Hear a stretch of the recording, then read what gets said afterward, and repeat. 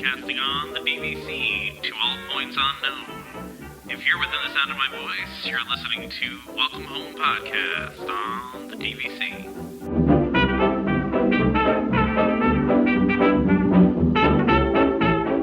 Hello and welcome home. Thank you for joining us on episode 79 of Welcome Home, a Disney Parks and Vacation Club podcast. I'm Tom. I'm here with Trevor and Damon. I don't know how I have this much energy today. What was that? I've been indoors all day, man. I'm Damon. You can do it. Damon. Listen, don't you guys want some energy? We can't just be. Work has been crazy. I'm just trying to relax this weekend. All right. Well, I'm trying to inject some energy into the show. Get us started on a good foot, I guess. All right, whatever. How you guys doing? How's everything going? Fine. I got my pins. Yeah, we got the pins. Yeah, they came out. You guys got your pins. I'm not going to get my pins anytime soon. Apparently, it's not a good time to ship things from the United States to Canada. So, unfortunately for Trevor, he doesn't have pins, but Damon and I have pins. Well, mine had to go into quarantine, though. Yeah, the garage quarantine, yeah. Yeah, the mail is still Germsville for me, so, I had to stick it in my 3-day garage quarantine, so... I think the one thing I've learned from this whole pandemic thing, Damon, is that you're a bit of a germaphobe. I didn't know this until now. Yeah, I would say, it's funny. I don't know if germaphobe is necessarily the word, because when I'm at Disney, I'm not about washing my hands. I don't, Lysoling every going down the queue. I don't bring Purell with me for the line or anything like that. I don't do that. But I'm just not about getting viruses whenever possible. Let's just say that. That's fair. Wait, Trevor, you're that person? You're the one doing the hand sanitizer all the time? I have a stash of Purell and wipes. Every time we sit down at a table, I wipe the table down and everything. It's just something we've always done because I don't want to get sick while I'm there. I understand it for you because you're from outside the country, so the car insurance, the health insurance thing's a little weird, right? Mm-hmm. So I understand not wanting to get sick, and I've gotten really badly sick at Disney once or twice here, and it's not fun, and it ruins your whole vacation. So I get that. I just don't want to get that stomach bug. That's all I always try to avoid. Oh yeah, that's rough. That's rough. Yeah, no, nobody wants to get sick on vacation. That's not a fun time. Nope. So I know that Trevor, you're stuck inside with snow, and the rest of us, and we're all stuck inside anyway with being stuck at home. The only good thing is, like I said, we have a home gym and part of the garage, so that's been nice. That's been helpful. That's good. Yeah, my shoulder finally feeling a little bit better. Can kind of do some exercising. It's not great. I can't necessarily sleep all the ways that I want to. I'm kind of a move around sleeper, and I can't do all of that, but getting closer. I gotcha. Yeah, it's not been too bad. I had time to do, not really. I've been busy still, even though I'm sitting around in the house all day. So yeah, I've been super busy. It's work, but they're just making me work more because I don't have to commute. So exactly. Meetings start earlier and things are happening. I guess for IT, we have to keep things going, right? So it makes sense. Yeah, that makes sense. So let's go ahead and we're going to start with listener questions this episode. We there's all right. What's that? Yay. Yeah, we do like listener questions. I don't want to say we don't have a ton of Disney topics to cover because things are a little stagnant at Disney, but there's still stuff to talk about. Especially with DVC, which we're going to get into, and I guarantee that Damon and I'm Trevor. snooze fest. I looked at it and I was just like, I'm ordering shampoo on Amazon. That's when I'm going to order my shampoo. How long does it take to order shampoo? I don't know. How long is it going to take you guys to talk about points? It's an interesting conversation. It's something that's coming up a lot. I think it's interesting anyway. So I don't know. I knew you were going to. I don't care if I lose points. I know you don't. We've had this conversation. Yeah, so for me, it's still whatever time though. Yeah. Yes, it is. It is. But listener questions first. I think this is an opportunity, though, to talk about. I think a lot of people don't understand the whole reason why Disney's being inflexible about banking points and some of the other things that's going on. So I think we should talk about it, just at least from an understanding standpoint, for a lot of people that are confused as to why this is happening. So I think that's a good thing to go over. I know it's not the most interesting thing, and I know I took up an entire page with it, but it's an intricate topic, and I think it should be discussed a little bit. So So anyway, Of course. let's But talk first- about nonsense first. Sorry. But Not first- nonsense. Wow, nonsense. This isn't nonsense. These are good questions. You're right. I mean, things that are just kind of random. So I feel like we've answered this question before, but honestly, I have no retention of the things that we talk about on the show on a bi-weekly basis. So Kristen asks, favorite DVC resort for a staycation, best resort activities to do instead of parks. Who wants to take that one first? I'll go first. So I guess, again, keeping in mind that really the only resort or the only DVC resort I've stayed at is the Poly. Looking at the other resorts, I think the one that I would want to do a staycation at is Beach Club, because to me it seems to have the most interesting amenities. With the pool is pretty wicked, and it's also close to closer to the Swan and Dolphin, mainly because I would want to go do some mini golf. So like go hit up Fantasia, go hit the and then also go to the Blizzard Beach. Mini golf, the Winter Summerland. So that's probably where I would go for a staycation. That's a good answer. I have always wanted to stay at Beach Club just for the pool there, right? So I guess if you want to do a staycation at one of the resorts, and Damon's actually talking about doing this, so we can get into that here in a second with Damon's answer. But if you're wanting to do something like that, a good pool is definitely important, right? So I would say for me, man, that's a good answer. That's definitely a good answer because you have the boardwalk right there. You can do some of the boardwalk type stuff. You could go and do mini golf. There's some neat things there. I'm thinking Animal Kingdom Lodge, and that's one of my favorite resorts. I'm not gonna say it's my favorite, but it's one of my favorites. I'm gonna say that or Wilderness Lodge. I'm kind of. What are you doing at Animal Kingdom Resort? Just sitting out and watching the animals. I could sit and watch the animals for Just relax. A week? Yeah, just hang out and watch the animals. We did that on our last trip a ton. We had a ton of time. Yeah, where but we you would still just- went to the park. Yeah, no, we did. But there was a lot of times where we just, we spent an hour or two in the evening just kind of sitting out and talking and watching the animals and enjoying each other's company and that kind of thing. It was really nice. But yeah, I mean, to your point, I get that. I would probably also spend a lot of time at the pool, as and there, Kidani has a really nice pool, and so does Jumbo. So you could go back and forth between those pools. Definitely taking part in some of the restaurants that are there, going to Sanaa and Jico and Boma and checking out those restaurants. That would be definitely part of it. I think that'd probably be my place I would go. I think that would be a nice staycation there.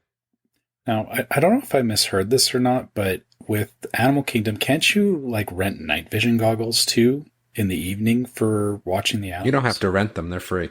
Yeah, I think you okay. can just get them. Yeah. Yep. All right. Well, yeah. I have no idea where you get them from. I'm assuming the desk. Down by the but- fire. Is it down by the fire? Yeah. Yeah, I believe so. We did that. It's boring. Relaxing. Okay. They do also have they have an arcade there too. You could hit up the arcade. They have a cool little activity room that you can do things into. It's probably not the kind of arcade that I want it to be, but good to know. I'm trying to remember. It has a punny name for the arcade, and I can't remember it off the top of my head. Somebody's gonna tell me, but I don't remember. It has a funny like dad joke kind of name to that arcade, but I can't remember what it is off the top. Something along the lines of to do with animals or safari or something like that. Yeah, now I feel like I have to Google it. But Damon, you go off on yours, and while I Google this. I guess boardwalk, probably. I just like the boardwalk area. I think that you could go out there every night and kind of do something different. So I would say for me, it would be boardwalk, but we are considering this next time that we go, if we even decide to go in November, that we might not go to the parks depending on what's going on. So we're going to be at Saratoga regardless, which again, the nice thing about Saratoga is the pools, the two pools, and there's a lot of walking trails and stuff like that. I wouldn't necessarily golf, but I guess we could. So that's what I would say. I would say boardwalk, or again, if I'm going to go golfing, walking Saratoga. It kind of depends on what I want to do. I feel like even during a staycation, I would hope that we could still resort hop during the staycation. So if that's the case, then it won't be so bad and kind of hit everything up. Well, and at Saratoga, you're close to Disney Springs too. If you wanted to hit up Disney, Yeah, but if I'm Springs. not going, here's the thing though. If I I'm know not going the to social. parks, I'm I not know. going to Disney Springs. Yeah, I know. I get that. You want to stay away from people, so you probably wouldn't want to go there. No, I mean, anywhere where I feel like I could kind of control my distancing. Sure. Rather than again, I don't think you can control it at Disney Springs or the parks, depending on what the plan is. But I would say something along those lines. I was also thinking too, if I actually liked camping, which I don't, but if I liked camping, I feel like Fort Wilderness would be a good choice because it would just be like the campground. Yeah. If you liked camping, I don't like camping. I hate camping. Yeah, I hate camping too. I'll do glamping. I'm all about the, I'm not about I any need my of that. amenities, but Unless listen, I have to have air conditioning. Yep. So if I don't have air conditioning, glamping, camping, nah. So I'm 100% with you, David. would one of the cabins at Wilderness Lodge be feasible then? I would do a cabin. I mean, it's feasible, but why? Like We're just talking about a staycation, right? Yeah, that wouldn't be my first place to stay. That's for sure. I'm just saying I could see that being an answer for somebody. The tree houses, maybe? Tree houses would be kind cool. of cool. Tree houses would be cool. Yeah. Similarly, but that's more the glamping version, I would say, right? That's the I don't think that's any sort of glamping either. That's just Treehouse Lodge. It's still, it's a nice place to stay. Yeah, that's cool. I'm thinking though more of, I guess if you're there, they do have a lot of, places you can walk around to, and you can enjoy the wilderness if you like that sort of thing. And I don't know, that's some activities you could do, maybe some water sport type stuff on Bay Lake, do that. Yeah, I guess, you can do like boat rentals at the Polynesian. I should do that sometime. Yeah, I know it's there. I just never do that for some reason. When I was like a teenager, I rented one of those. When we went, I think it was like, oh gosh, it was 1999 when we went. I got one of those little mouse boats. I think they were called mouse boats at the time. I don't know what they're called now, to be totally honest. You know what I mean though, like the one person boats that you can rent. Mm-hmm. And that was a blast. I remember as a teenager, flying around on those things, but I don't know if I would do that as an adult. I mean, maybe I would. I probably would. It would be fun. You could also do you could charter a pontoon boat too, where they take you around the lake and give you a tour. We did that on our honeymoon. That was pretty cool. So those are some options. Yeah. So, anything else around this topic before we move on to the next one? I was going to say, I think we pretty extensively. I think we covered this. Answered. Right? Well, I don't know what else you could do at the resorts. Well, I'm just thinking, if we had Haunted River Country as a resort, there'd probably be some cool activities at Haunted River Country. It would need to have an amazing pool because, if it's Haunted River Country, the pool better be amazing. I'm thinking like a treasure hunt of some sort too. Somehow the pool would be exactly, and Trevor is not going to understand, but Tom will. It would be Action Park's cliff diving pool. One. Yeah, I've seen the videos. Okay, so that's what it would be. Haunted River Country, and then there'd be a path through the underside of the cliff diving that would be haunted-y sort of thing. But that's kind of how I envision the pool. Is very Action Parky. All right. So filled with injuries and lawsuits and all right. Yeah. Yes. Yeah, good stuff. I loved Action Park. For anyone that does not know, I used to go to Action Park at least 20 times a season easily. I was there. I lived at Action Park. So I love that place. Wasn't that one of the most dangerous parks in North America? Yeah, it was. Yeah. It had the coolest stuff though. It really did, because everything that they've now done, safely, you would just go there and do unsafely. I remember coming down the concrete. What were those things called? Concrete things you rode on, essentially skateboards. You rode down these concrete channels, and had a helmet. Did we even did they even have helmets? No, there were no helmets, and the brakes rarely worked. I remember we used to go there with camp all the time. Yes. And the Alpine slide, that's what it was. And I remember going down the Alpine slide and going so fast that the whole thing just came off the track, and luckily just still landed at that little, the little jumps that they had. And then it's kind of landed right back in there going, oh, phew, okay, I'm all right. That place is the best. Yeah, if you've never heard of Action Park, and I'm assuming that a sizable portion of our audience hasn't, just Google that. There's a lot of good stuff on Action Park. Yeah, the cannonball drop was awesome. Into the river. Yeah, that water was the coldest water I've ever been in my life. Water. Yep. Yeah. Yeah, like literally one of their attractions was just you jump like 20 feet off a cliff into like a pool of water. And it was rope swings too. You remember the rope swings? Tarzan swing, yeah. And the cool thing about it was if you kind of were there for any length of time, it did transition to safer. So I remember going the first few years when cliff diving was open and being able to dive. And then, they took that away and then it was only jumping. And, then they took the high one away and it was only the low one. Like it progressively got, again, air quote safer, but less fun. Less fun is right. Yeah, no, I went there after new owners had bought it and made it like legit. Yeah. But it still had some of the old charm of it, but didn't have the looping water slide anymore. So I was there when they were building that, but for whatever reason, I was never there when it was open. Like, so I remember them building it and I remember like probably seeing it, Damon. But I would have ridden it because like I rode everything back then. Like, wait, you would have done the slide with the loop in it? Yeah, definitely. I did everything there. Yeah. So the other interesting part about it is I would go by myself.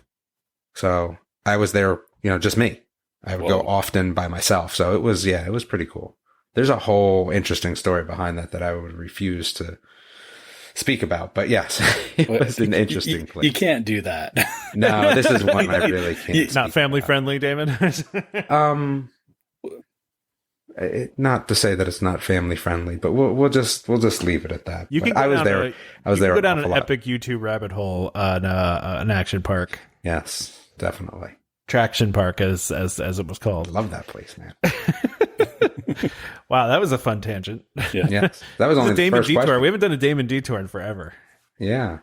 So that was only the first question, though. What else do we have? Well, I think you should read Katie's question, Damon. All right, hold on. I gotta find it. Like again, I was ordering shampoo, so I have a few windows open. Let me get back to it. Oh, where's her plaque? Yes. How's the design of my plaque going? See, this is what I thought she was designing the plaque and welding it. Like I thought that was the whole thing.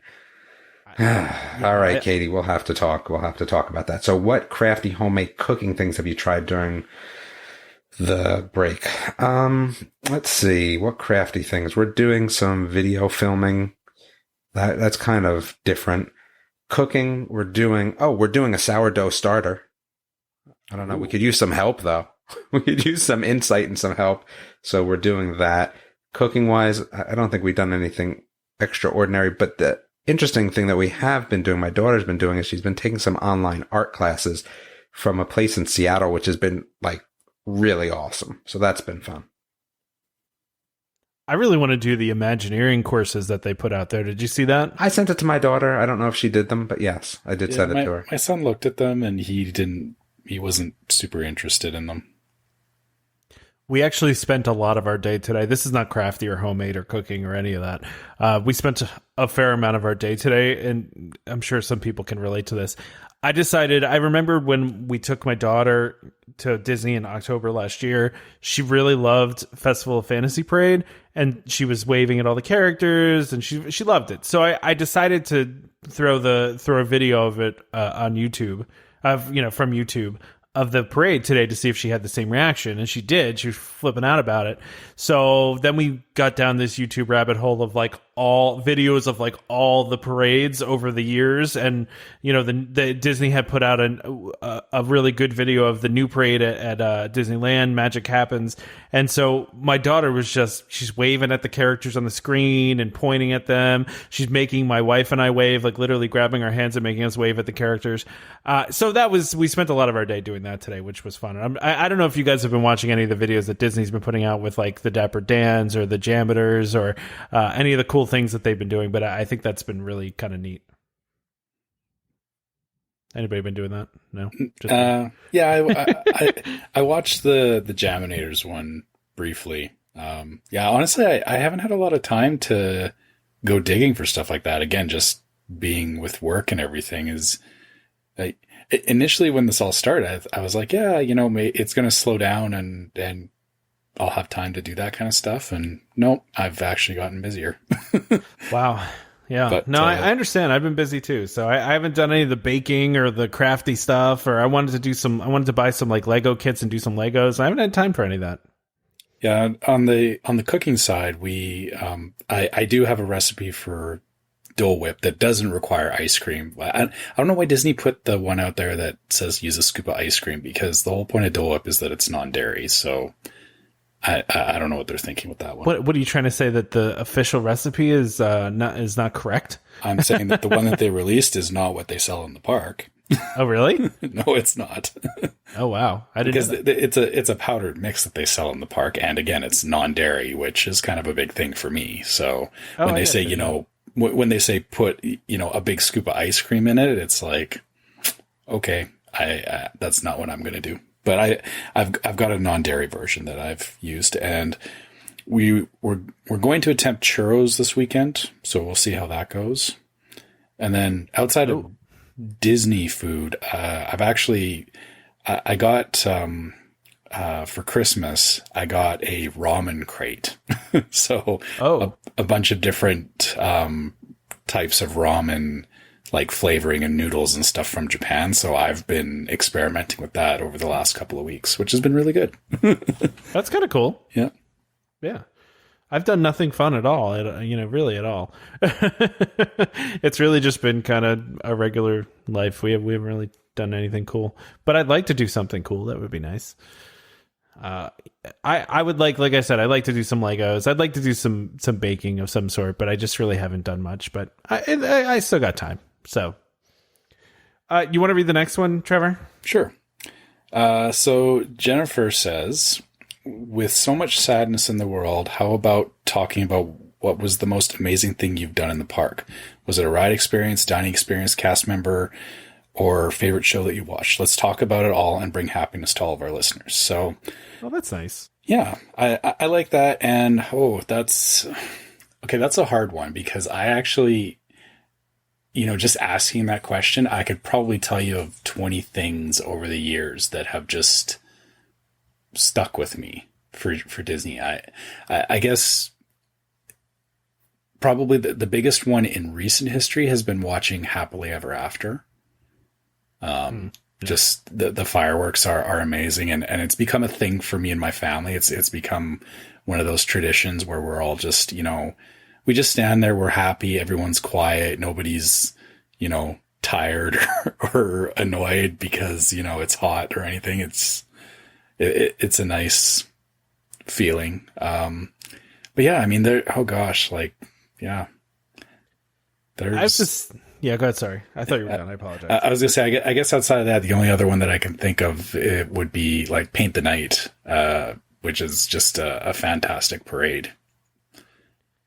I was going to say, before you mentioned Happily Ever After, I was going to talk about, we did a private safari on our honeymoon, which was something at the time.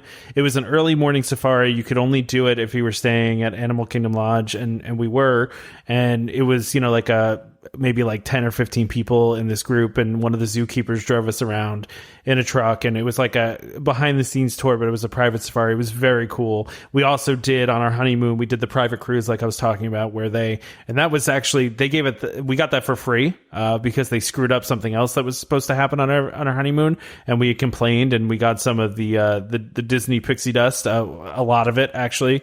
I guess partially probably because it was our honeymoon and they felt bad for screwing up so badly.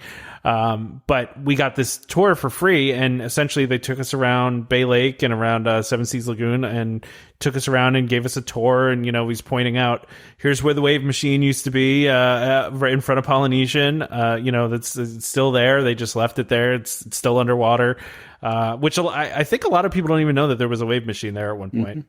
But yeah, I was aware of that only because I've seen videos of Goofy surfing in the lagoon.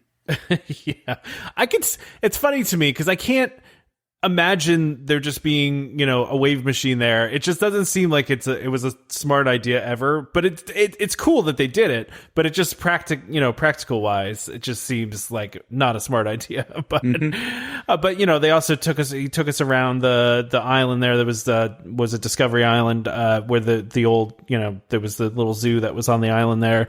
and you get to kind of see Wilderness Lodge from the viewpoint where you can see there's a face, actually, the face of a bear that when you're looking at it from the lake, you can see from Wilderness Lodge, which is pretty cool. But all that being said, I think the best experience and coolest experience I've ever had was seeing the very last illuminations.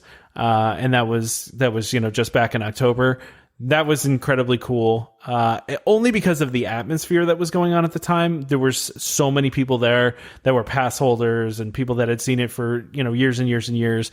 And just getting to see that show, that the longest running Disney show, the nighttime show like that, and seeing the very last performance of it was really, really cool. It was really a neat experience, and I was neat to do it with all those people around, and everybody was losing their minds because it was the last one, and the clapping lasted for quite a while. And then the pyrotechnic people and people that were the show directors and everything were going around on boats on the lake and waving at everybody, and people were yelling for them and clapping for them. It was just it's one of those neat experiences you could really only get on like the last day of something like that, so that was really cool.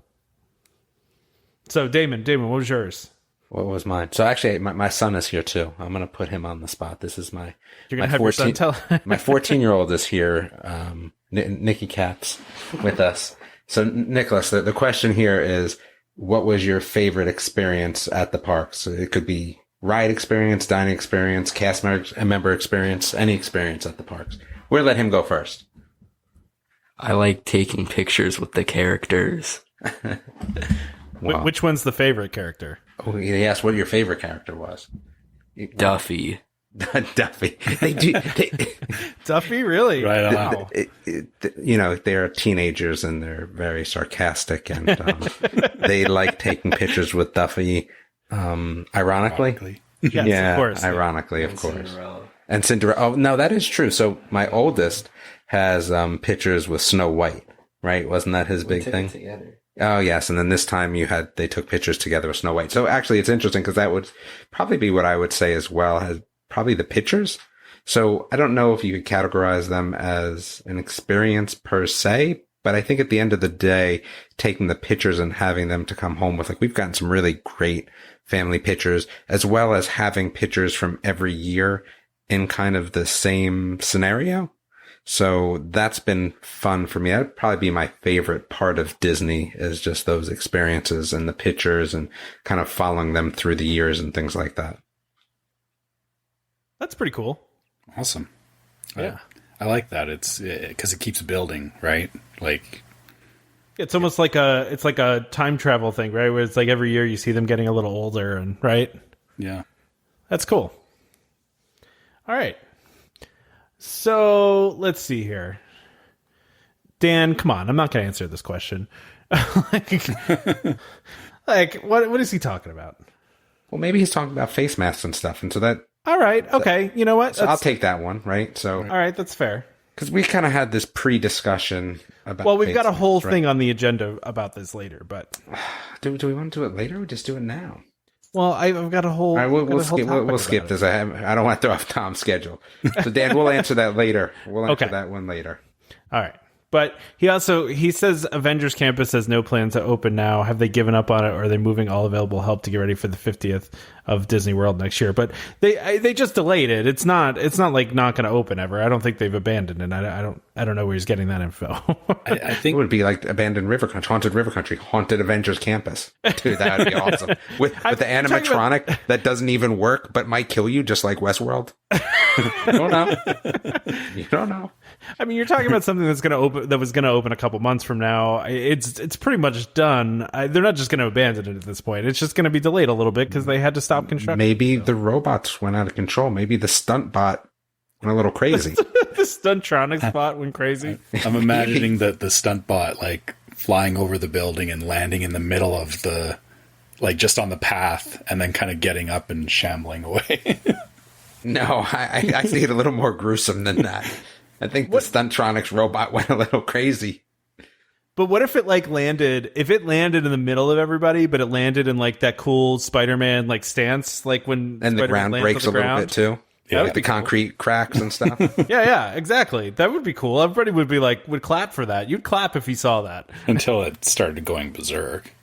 Well, I don't think Westworld the style. stuntronic robots can actually walk. I think they're pretty, they're just meant Why to does do he stuff. need to walk? He's a Stuntronics He'll robot. just He can keep fly. flipping. Yeah. He can fly. He's got webs. He can fly. He needs to be slingshotted, though. That's, Yeah. Unless the slingshot has its own circuit board as well, and then You're just things are talking out of about hand. robot takeover now. That's what's happening. Disney robot takeover. That would be interesting. Westworld Disney style. Yeah, yeah. I'd watch that. I'd watch the heck out of that. But Only like rated R gruesome style. But I'd watch the heck out of that. Now, can we just circle back real quick to Dan saying about how the campus is set to indefinitely open? The thing to remember is that everything right now is set to indefinitely because they're not saying it will never open. They're just waiting until, things change with the government and everything. So they're not setting an opening date because that's worse. Like if they keep having to push the opening date. Because the robots took over, yeah. Yeah. You have to wait for them to get that under control. Yeah, people will get more annoyed if they say, oh, God, you don't have the robots under control yet. Exactly. Versus, I think that's a good way to just start saying, referring to this is the robots being out of control. Instead of talking about a virus, we just call it the robots out of control. Yeah, so yeah, when the robot uprising is done, then they'll let us know. It's perfect. That's exactly Watch what the heck out of that show, though. Man. Well, they were gonna. Isn't that what Kingdom Keepers pretty much is? The book series. No, think anyone's dying it's in there, much though. more magical, and it's not robots. It's like everything is real in Magic Kingdom. Well, they were going to make like a Night at the Museum type of movie in Disney parks at one point. I think Jon Favreau was going to do it, but I think it got delayed. No, I need a Westworld version. That's too. Well, yeah, pathetic. we're talking about a PG version. You're talking about an R version of it. So, Yeah. Like next level Once Upon a Time. yeah, exactly. Yeah. All right, really off track as usual. But Dan also wants to know how great Disney Plus has been. What else would we like to see on the service? I will say we don't typically talk Disney Plus on here. We do sometimes. But did you guys see that new show that's coming out? I think on May 1st. It's called Prop something. What is the name of that? Shoot. What's it about? It's like it's a series about like all like the props from different movies and from the rides and like all sorts of different things. Unless like it's a that. competition, I have no interest. It's not a competition. No, that's it's not interesting. No. Then It dives into the Walt But that Disney would be cool, Archives though. for an up close look at props from classic films. Nah, that sounds boring. But if they made think it that like sounds they did the Jim Henson's studio show, have you ever seen that? Where they're looking to hire somebody? Like that's the show we need, the next Imagineer. And it's like all these contests and stuff to determine who they're going to hire. Like they did at the Jim Henson one. That would be awesome. Like robotics competitions or like designing new attractions or like that kind of thing. So That'd be a cool competition show. That'd be Yeah, so you'd have to, maybe you can go two ways. You either can have multiple shows, right? Or you have a team. And each one of the... And the winning team gets their attraction put into a park. No, I think that's a little much. I think the winning team gets jobs. I don't necessarily think they're going to allow them to build a $1 million attraction, but they get jobs at Disney. But you could combine those teams and they just have challenges each week. And the challenges would, involve maybe all of the talent of the team members per se. So that would be a show I'd watch. But I've been watching, let's see, the one where they build stuff. What is that one called again? Gosh, it's the kids building stuff, whatever that one is. There's one with kids building stuff. I didn't even know that there was. Yeah, and there's an Imagineer on it. I told you guys about it. And there's an Imagineer that comes in and kind of helps them out. That show's pretty cool. They have a shop teacher. You make me Google this thing because I forget what it's called. I have no idea what you're talking about. I watched a half an episode of the cooking show competition. I The got kids to check one? other things. Yeah, the kid, but it's Shop a family class. thing. It's a whole family thing. Yeah. It's called Shop Class. That's what it is. Oh, that's cool. I want to check that out. Okay. Yeah, that was pretty cool. Let's see, on Disney Plus, what else have we been watching or like to see? I'm waiting for my man, Jake on American Dragon, which I think is coming. That's going to be a great show. And what else have I Fillmore. been watching? I don't know. I haven't actually really watched too much Disney Plus lately, to be honest with you. I think that there's like, I've kind of been through everything I want to watch, and they're just not, they just don't have the resources to pump things out like Amazon and Netflix do.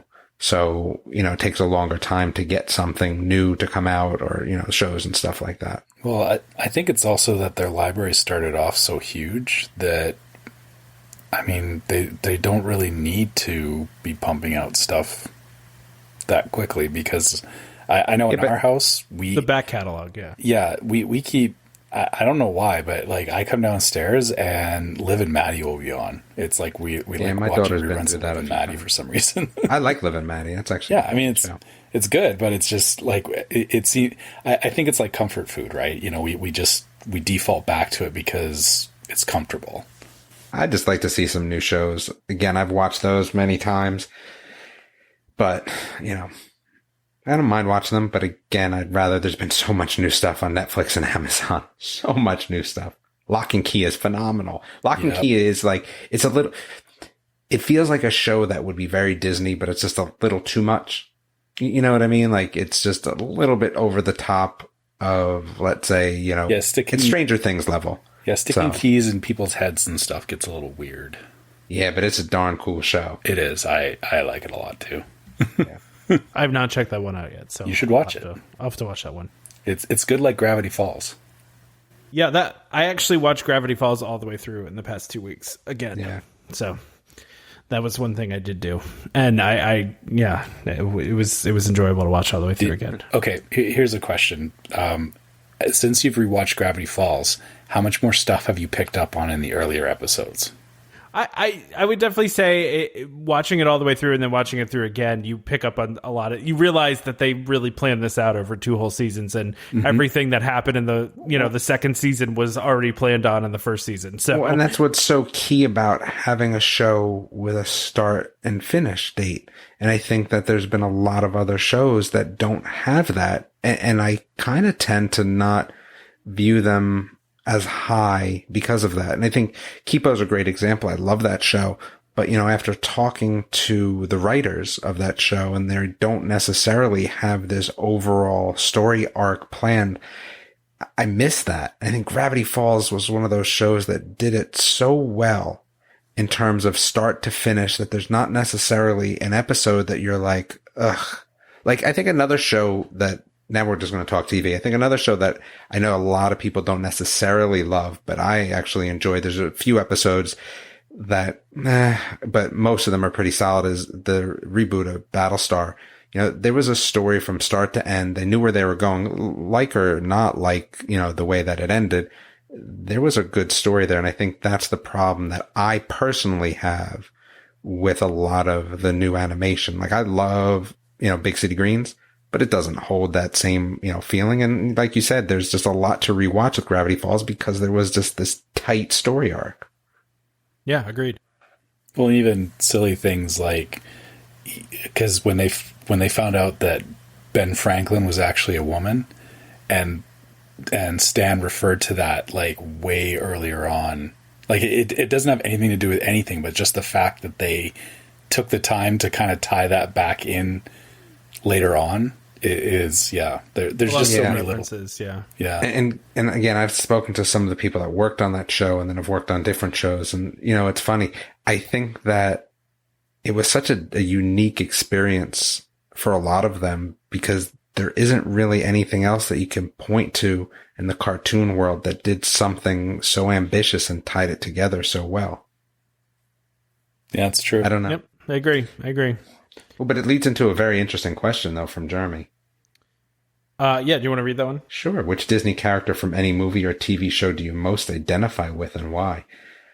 Identify with is a that makes it a little bit harder, right? Because you're not asking which ones we like, but identify with. I don't know if I have a good answer to this. I don't think I do. I think we actually, you know what, Jeremy? I think we're going to, I love the question, but I got to table that and really think about it. That was 4 hours ago you asked about that. I need 2 weeks. I think we'll answer that one next time. Well, because there's just so many characters, and I'm like trying to think through all these. I feel like I want to say like Goldberg from the Mighty Ducks, but I feel like there's a million characters I could really reference. But to identify with, I have to kind of think about myself, and that takes a little bit of time. I agree. A little deep insight, but I think it's a great question. It will haunt me for the next 2 weeks, but I'll hopefully have an answer. It's going to haunt you for the next 2 weeks. Hopefully I'll have an answer. Well, the last question we have on here is from Eva, and it actually leads into our DVC topic for today. So Eva's asking any news or speculation as to how DVC will handle expiring points during the shutdown. So this is a topic that if you are part of any DVC groups that you are seeing posted about 30,000 times a day, because there are a lot of people that are asking this or wondering about this.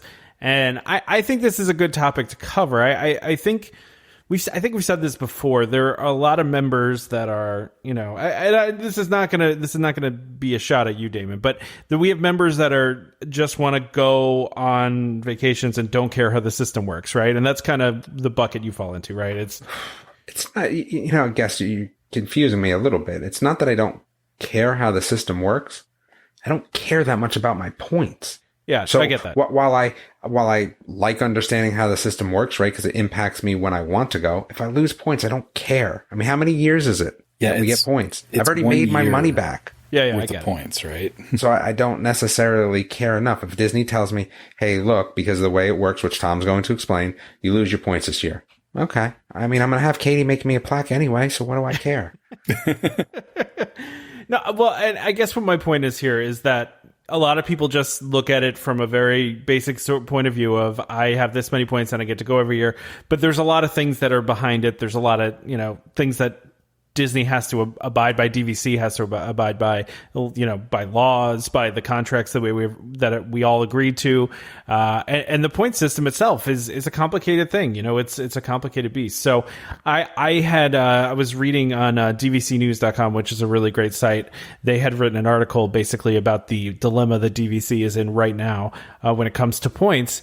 And, one of the interesting things I'm looking at right now, and this was a couple days ago, but to date, the 15 Disney Vacation Club resorts have already lost more than 4 million points worth of villa availability due to the shutdown, and with no end in sight at this point. And really, DVC is built, and timeshares in general are built to be at near 100% occupancy, year round. And they make the point here with 52 weeks on the calendar. Most developers sell for 51 of those weeks. They leave a week, per year to perform maintenance. Of course, it's not just like, this week we're going to perform maintenance. It's really like a cumulative week, right? And so each of the owners would have their designated week essentially to use, the accommodations. If you look at Saratoga, for example, Damon, your home resort, 14 million points is represented in Saratoga alone. And so the number required to book every room for every night, that's the number that's required to book every room for every night of the year. And Disney sells about, 13.75 million of those points, and the other 2% they keep as, villas that they can use for maintenance and things like that. So they don't sell all of the points, they sell most of the points, right?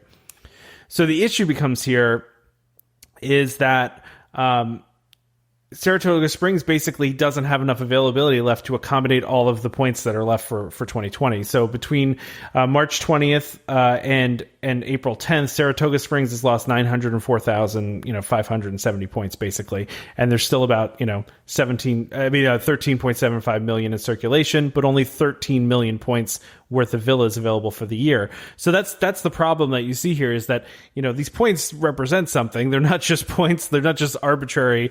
They represent the actual inventory. So with all of these points in circulation and only so many points left of availability, that's where you end up with kind of a problem here. So I see a lot of people going, well, Disney's been kind of breaking some of the rules a little bit, essentially not having people's points go into holding if they're canceling within 30 days, which was helpful to me because I had to cancel my April trip within 30 days, and those points didn't go into holding. They went back to the original use year, which I had borrowed a lot of points, so those were going back to next year. which is good, good for me, obviously. Although I borrowed them back again. I just scheduled a new vacation. We haven't even talked about that, but I just booked a new vacation actually for almost the same time that Trevor is going to be there. Trevor and I I'm going to be waving at Trevor as I'm leaving and he's coming in. Yeah. We're going to try to meet up though. We're going to try to make it happen. So. Yeah, exactly. Yeah. We'll try to make that happen. But essentially, hopefully we'll be able to go at the end of September, early October, same time around Trevor's. But essentially, I think what DVC is doing here is, they're allowing these small things. The one thing that they're not allowing is people that have their points expiring or having points that have been banked, essentially longer than the normal time frame. They're not allowing those to continue, and I think people don't understand why that's happening, and it stinks. Don't get me wrong. If I had points expiring, I would be upset too. I know Damon doesn't care, but Damon just wants a plaque. That's all Damon cares about is a plaque. But honestly, I think that they should just listen. You lose your points, you just get money back. Well, part of me thinks that's what they're going to do at some point. So that's kind of what I'm thinking here. Is at some point there's going to be some sort of refund of dues to the people that were affected by this. That's what my guess is. I don't really know. Well, that's the problem. I mean, what do you actually refund? Just dues? I mean, I don't care about dues. Dues doesn't. I mean, you got to refund it like kind of per point basis. Well, yeah, you would do it based on, you could say they can't give back all the dues, right? So there's a budget for the dues, right? You get the budget every year, you see what they're spent on, and the majority of what it's spent on is cast member salaries and benefits and all that. And so, and all the cast members, well, most of the cast members are getting furloughed starting in a week or so here. So, you think that expense would go down. However, Disney's still paying their benefits, so we still need to pay them. But even if you gave me, what are you giving me back? A year's worth of my however many points you had expire. But what's the number? Like, again, so I'm trying to ask the question of what are you giving me per point? That's, I think, the question that, they need to figure that's out. the thing is, if you're just giving me my dues, what do I care? My dues are nothing, right? Like, that doesn't even move the meter at the end of the day because you're not going to give me a year's worth of dues back. And even if you did, I still don't care because that's not enough money to matter, right? Like, so unless you're going to tell me that, like, I'm losing 200 points and you're going to give me $15 a point, what they would be worth, let's say, on some resale market that Disney has no interest in.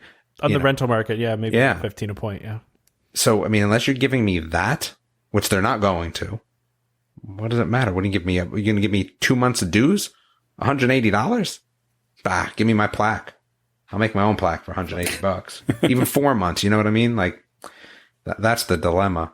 It's like the insurance companies for your cars. Are you guys getting money back? I mean, all the insurance companies are giving money back. Not all of them, but some of them. I'm not getting money back, but they did say they're going to lower our premium to some, in some way. Yeah. But yeah, I mean, to your point, we pay for the buses running, we pay for the housekeepers, we pay all these things that are not happening right now. The buses aren't running, so we don't need to pay. That's an expense that they don't have.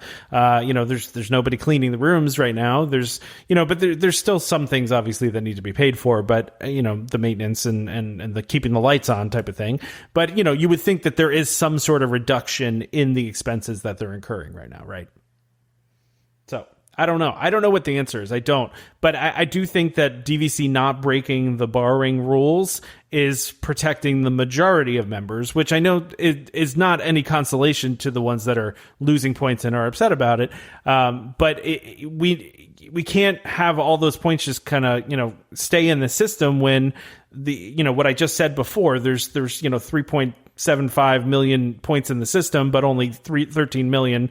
Did I say 3 or 13? So there's 13.75 in the system, but there's only 13 million available in inventory. So that's where the problem becomes. If you bring those back, we already don't have enough available inventory for the points that are in the system for in general. And that's exactly the point, is that there's people right now that are upset because they're losing their points, but if we extended those points forward, like you said, there's only so many actual points available in the year for renting out. So somebody would lose out. So even though the people right now wouldn't lose out, somebody extend contracts. That's an option too. Yeah. The end of the contract. You mean like add like a year on the end of the contract? Yeah. Yep. I don't know if they can technically do that, if that's legal to do that, but I guess no, because remember, they allow people to extend their contracts, right? Yeah, you would have to go through a process, but they may offer that as an option for people that want to take it.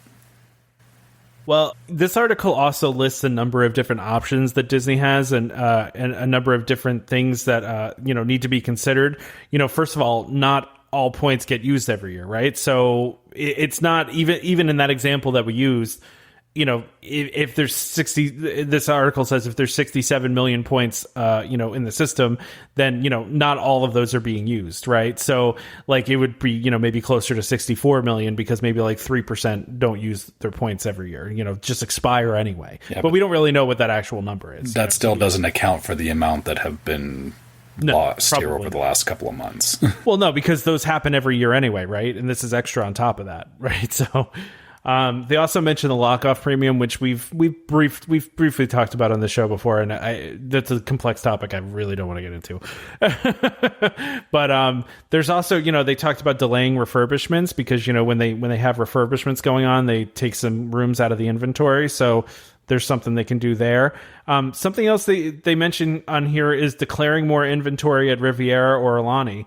So basically just, opening more of those rooms up that they're currently using for cash, selling, putting out there for cash for people to book for cash, making those available to DVC members. If you look at Riviera right now, only 98 of the 341 vacation homes are actually available to owners. And that's just, based on how many of the points that they declared. So they could apparently just, declare those. I don't know how that works, but I guess there's a way that they'd be able to do that. Probably some sort of back end transaction they can do, right? I don't know. But that's another thing they can do. I don't know. I don't think there's a good... I've seen a lot of people kind of trashing DVC for this, but I feel like DVC's in a no-win position. They either screw over the majority of members or they screw over a small set of members. There's no in between there, right? It's somebody's going to get screwed on this, and hopefully they will do something to make those people whole, whether it's giving dues back, whether it's giving them a free dining plan or gift cards, or I don't know what they can do, what will make people happy, but they got to do something, obviously, and I think they will. I believe they will. Yeah, when this is all done, I guess the thing is people they're expecting Disney to react right now. Like they're used to, it's that behavior when you're on vacation, like you said, on your honeymoon, something bad happened and immediately Disney did something to try and make it better. And I think that's the problem, is a lot of people are thinking that in the middle of this whole thing, that Disney should be trying to make it better. And you're not going to see anything until it's done. Like, they got to reboot the robots and everything first. Yep. And then you'll see whatever Disney comes out with. Like, and I guess that's they don't know the extent of the problem yet, right? So we don't know how bad the problem is until they actually reopen. And then they can say, okay, well, this is how many people were impacted. So here's what our options are, right? Yeah. But they don't know the answer to that question yet. Yeah, exactly. And if they offered something now and then, the situation changes in a month, then they have to start backpedaling. Like I said, it's a lot harder for them to say in the middle of a crisis, well, we're going to do this, because then people hold them to that. And I get why, in this whole thing, they're basically saying, we've cut slack on the putting things in holding. But as far as points expiring and all that, they're just saying business as usual because, like you said, they can't go and offer anything until they know the full extent. And so I guess people asking for them to offer something right now, you're not going to get an answer. You're going to get silence until we come out the other end of this thing. Yeah, absolutely. I think it's hard because everybody wants some sense of normalcy, right? And we all want... it's hard to be patient with something that's like this, but we need to be patient. I think that's what it comes down to. Everybody that's impacted by it needs to be patient. I believe they will take care of, they've said this. They've, sent 5 different emails over the past couple of weeks, and they've said they're looking into their options. But again, they can't decide what option is going to work the best until they really know what the impact is. And we don't know what the impact is yet. We know some of the impact, but we don't know what the total impact is. So exactly. I think that's what the issue is here. So we should probably do our ad here since we're a little more than halfway past the show. Okay, this week our sponsor is the DVC Rental Store. Are you a frequent Disney visitor and want to save hundreds, even thousands on your next Disney trip? DVC Rental Store wants to help you book your dream vacation for less. DVC members, it's great news for you too. Want to rent your points for some quick cash? DVC Rental Store wants to work with you, and they are currently renting out points at a record pace. For years, DVC Rental Store has been helping guests stay at Disney Deluxe resorts at an affordable price, while also paying members the highest price for their points. Want to learn more? Go to dvcrentalstore.com or call 1-855-DVC-RENT. That's 382-7368, and let them know that Welcome Home sent you. Again, that's dvcrentalstore.com or 1-855-DVC-RENT. Excellent. Yeah, I definitely check them out once Disney reopens. What's that? Once this is done. Yeah, once this is done. I mean, you could check them out now and maybe book something for later in the year, and hopefully everything will be okay then, and we can you can get your rental, and I'm sure there's going to be some DVC members that are looking to rent. Mm-hmm. So I'm guessing they're going to get a lot more people that are looking to rent out their points. So, which is good for the renters out there. So. And good for the owners too, because they have a place to rent out their points, so that's good too. Yeah, exactly. All right, so this is a topic we wanted to cover, and I know Damon wanted to talk about this, but I think this is kind of falls under a lot of things, and there's some interesting conversations to be had here, and really kind of it's under the heading of what will it take for Walt Disney World to reopen. And Bob Iger, even though he's not the CEO anymore, he's still on the board and I believe the chairman, right? So he's still in charge of a lot, right? Yeah, he's there for at least the next year. Yeah. He's still there for the next couple of years, right? And so he did an interview and they asked him about this, and one of the things he said is that there could be some more scrutiny, more restrictions. Just as they now do bag checks for everybody coming to the parks, there could be at some point that they add a component where they take people's temperatures, for instance. Now, this is something that's actually being done right now in other countries where they're using infrared cameras and they're being able to see people that have high temperatures before they walk into in the case of, I think in China, they're doing it in subway and train stations and some buildings and things like that. So I could see them doing something like that. It's funny because when I saw this article out there, and I don't know if you saw this too, Trevor, I saw a lot of people going like, oh, now it's going to take like half the day to get into the park. I think some people think that they're like going to walk up to everybody with like a thermometer and stick it under their tongue. Yeah, right. Like, yeah, it's not like going to the doctor and having them take your temperature. It's like you said, it's an infrared camera and they can see somebody with an elevated body temperature via infrared. Yeah, exactly. And then they could, pull that person out of the crowd and if, maybe test them or whatever they're going to do. But I don't think it's a bad idea. I know me, if I'm there in July though, I'm going to probably be showing as having a temperature. I don't dissipate heat well. I'm always warm. So, so they'd probably think that I had a temperature and pull me aside. But there is a range that is considered a normal temperature. Like it's not it's not like, if you're 98.5, you have a temperature, and 98.6, you have a fever. That's not what we're talking about. Exactly. And I don't think this would actually really hamper people coming in all that much either, because if you're talking about pulling people aside, that's not really going to impact, just somebody walking through. It's going to impact the person that gets pulled aside. That's for sure. It's going to add a little bit of time to their entrance, to get tested or whatever they're going to do. Or they may just get denied, which again, it'll be another source of annoyance for people because they'll say, I'm fine when they're not. But is it going to be a denial and a refund? And does that mean everyone that stood next to them in line now is not able to go in as well? Like, I don't know if this is the solution. I think there's got to be a lot more things kind of put around just this. Because again, what sort of lines are we talking? So if I'm standing in line next to this person, then they get pulled out for a high fever, what does that mean for me?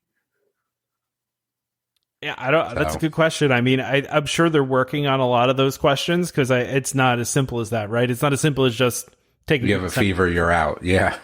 Yeah. And I mean, I think he threw that out there just as an example of something they could do. I don't think that's the comprehensive plan. Yeah. Yeah, because that's not going to solve all the problems, right? Exactly. So I know, Damon, you wanted to talk about the idea of having to wear a mask in the park. So I don't know what other parts of the country are doing, but I know that, some of the places I used to live and currently live are now requiring masks to go into the grocery store and other locations. And was thinking to myself, what would that mean at Disney? I would be okay if that was a requirement that, to go into the park. And I'm not talking, N95 masks, but maybe just cloth masks. What would that mean to you to walk into Disney and everyone has a mask on? And I'm sure they would come up with some pretty darn cool masks for cast members, but kind of what does that mean? Is that an acceptable situation for people? I mean, for me it is, but I just don't know how other people would feel about that. Even you two guys. Yeah. If they required it if they said you can't walk into the park without it, I would do it. Yeah. I mean, I would do it if I had a vacation schedule and they would do it. I don't know how that would work for my toddler because I guarantee you she's not keeping it on for more than 5 seconds at a time. But your toddler's also probably not at the cough into your mouth level. Except with other toddlers, I guess. I mean, she coughs in my face all the time. She sneezed in my face all the time. But no, you're right. But I don't know. That might be tough for some of the kids. I could see that being a bigger issue with kids than adults. Well, again, so I think the whole overarching question is what's it going to take to open the parks? I mean, for me personally, I think it's going to be masks. I mean, temperature is great, but I think it's going to be temperature and masks, maybe. Or some sort of proven treatment or vaccine. Like, it wouldn't surprise me if we're not going to see Disney at all this summer. Like, that is just not going to be open this summer at all. I mean, it wouldn't be surprising to me. I'm not saying that that's what's going to be, but again, we're throwing out our personal opinions. I don't think Disney at the end of the day wants to be a hotspot. They don't want to be on the map as a big hotspot. Yeah, you're right. That's a hard balance, right? They don't want to lose money on not having people in the park, but if somebody, if they open it up and another wave hit because of it, that's even worse. So so Disney financials, again, this is not something that I'm so well versed in, but what is the percentage of television to parks? I thought parks did a lot more money than television. Yeah. Well, so last I saw that parks and experiences and that whole section is about 33% of their income, and that Disney World just by itself being closed is about $40 million a day that they're losing. So it's 33% of their income? Yeah. Or the revenue. Yeah. But that's probably pre-Disney Plus numbers? Or was it current Disney Plus numbers as well? That was last year, so it's probably before Disney Plus. I don't know how much Disney Plus was projected to lose money for a couple years. So, and here's the problem: Disney right now is movies are not in theaters. They don't have any cruise ships out there, so they're losing money there. They can't release any movies, so there's that. There's no sports, so that's hurting ESPN. There's no parks anywhere in the world that are open, so that's also hurting. So they have a large chunk of their revenue just not coming in anymore, and that's tough. I personally think that they're planning to reopen June 1st if things continue like they are. But what does the park look like at June 1st then, Tom? Yeah, that's a good question. I think we talked about this a little bit in the live show, right? So we were talking about virtual queues, like they maybe turn everything to a virtual queue. Are all the rides open though? No, definitely not. Like theater stuff probably closed, I'm thinking. And how do you stand in line? You don't. It's all virtual queue. So virtual queue. So how do you sit next to somebody on a ride? I would you see what I'm saying? Like, again, when you start to get to, okay, well, that's great. So you want to maintain your social distancing. Well, name a ride that you're not right next to somebody on. Well, I mean, for like a roller coaster, you maybe sit only next to a family member. Maybe they do every other seat. Maybe they leave the seat behind you. So then you can't let as many people in, obviously, right? You can't do that on Space Mountain. Yeah. Like unless either that or the ride times are going to go through the roof because they're not filling. So let's take that all the way to the extreme then, right? So let's just say that that's what they're going to do. Tom, great, family members only. And then there's a row in between or a seat in between, no single rider, obviously, right? So we've eliminated all of that. And the people in front of you and behind you, I mean, what are you doing with those seats? Even if we just give them a pass, right? We'll give them a pass that, okay, you can sit behind or in front of somebody on rock. Let's go with rock and roller coaster. Let's just talk about that. Okay. So let's just say we do all of that. But how many people can you get on the ride then? So now what you're saying is, from a larger standpoint, is you have to lower capacity. You have to if you're going to do that. So now you lower capacity. We're assuming, though, that they're going to reopen and there's going to be a rush of people going. There are people that have, obviously lost their jobs and are not going to be able to. What you don't understand is you have people going to the grocery store that don't care about wearing masks. You have people at Lowe's and Home Depot buying gardening stuff, right? So let's just say that, and you have people in Florida that may just want to go because it's something to do. So let's just assume that they're going to be at those levels, or even if they're not, right? So that they're not at the levels. You can't hire back the same amount of cast, because your levels are either going to be diminished because, like you said, people aren't going to go back, or B, that they're going to have to keep their levels lower to maintain whatever regulations or whatever they want to maintain in terms of how to run the park, right? To keep people safe. How do you know what that number is? And if you're hiring less cast people and then you're bringing less people into the park, are they still making money? You see what I'm saying? Like, it is a very complex question. And I think when people think about it, again, they kind of think about themselves. And I'm not saying that's selfish, because human beings, right? We're going to think about what impact that is for us and our vacations. But it's a large question with a lot of moving parts and a lot of things to think about. It really is. And that's why I just don't know if we're going to see it open so quickly, because there's just so many things that they would have to do. Again, how do you get on rides? Right? That's the big question. How are you even getting on rides? I don't have all the answers for this. But that's the biggest one I thought about today, is like, how do you do rides? Name any ride, and how are you doing it? Well, obviously there'd have to be it would definitely be a lot slower. I think they would assume that not a lot of people would come. I know I've seen Wall Street analysts who are thinking that Disney will be at 50%, basically 50% of the previous crowds before this happened, for at least the next 2 years. Okay. So yeah, and they did discontinue the college program. So all of those people that work for the college program, which is a large, set of their cast members, are not there. I mean, I don't think the college program is starting back up until the fall at least. So let's call it 50%, right? So let's just say that's the number. Again, so now think about in your head what half of the people at Disney look like. How are you still going on rides? I have no idea. I mean, that's my only thought, is that they really do the virtual queues. They distance everybody. They, run every ride at half capacity. That's all. On a ride by ride basis, like, some rides just don't work for social distancing. And even, name a ride that does. Haunted Mansion. Does it? It does, because how many cars in between? Every car is far enough apart. And, if you were talking an extreme, you have that section in between when people get off and when people get on. You have time to, at least give bars and everything a wipe down. To go every other car.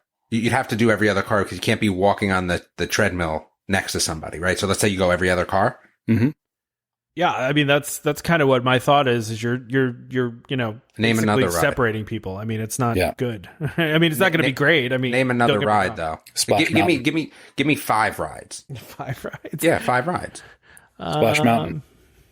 Yeah. Splash Mountain. 1 log per group, and that's it. 1 log per group, and that's it. Okay. Yep. Yeah, you could do it that way. Sure. Okay. What else? How about Toy Story? Toy Story Midway Mania. Mm-hmm. It's only 2 people on each side. The cars themselves already distance themselves from each other. Okay. So I think you could do that one. Yeah. And Buzz Lightyear, similar idea. Any Omnimover ride, we could say, right? Yeah. I mean, you can easily say any theater ride is out, right? So any Star Tours would be out, right? Mm-hmm. You would say, Carousel of Progress is out. Any of the shows are out. Although I got to call Rock and Roller Coaster out too. So here's the problem with roller coasters in general, is that, or I guess this is the thing with any ride, is that you're constantly moving. And, if you're, the whole point of social distancing is, you're trying to stop people from, if they have a cough or anything, from getting too close to each other. Looping right into that cough. But yeah, you're constantly moving people along a line. So, the person that, if somebody at the beginning of Big Thunder Mountain coughed, everybody behind them is catching it. Right? We're not doctors here, but let's just make that assumption. Yeah, maybe. Yeah. I just don't know if they can open up enough of the park to make it worthwhile. Look, again, we go through flu season, right? And people go to Disney. So I don't know. I just think it's going to be a government thing. It's not necessarily going to be a Disney thing. It's not going to be their choice, is what you're saying. Yeah.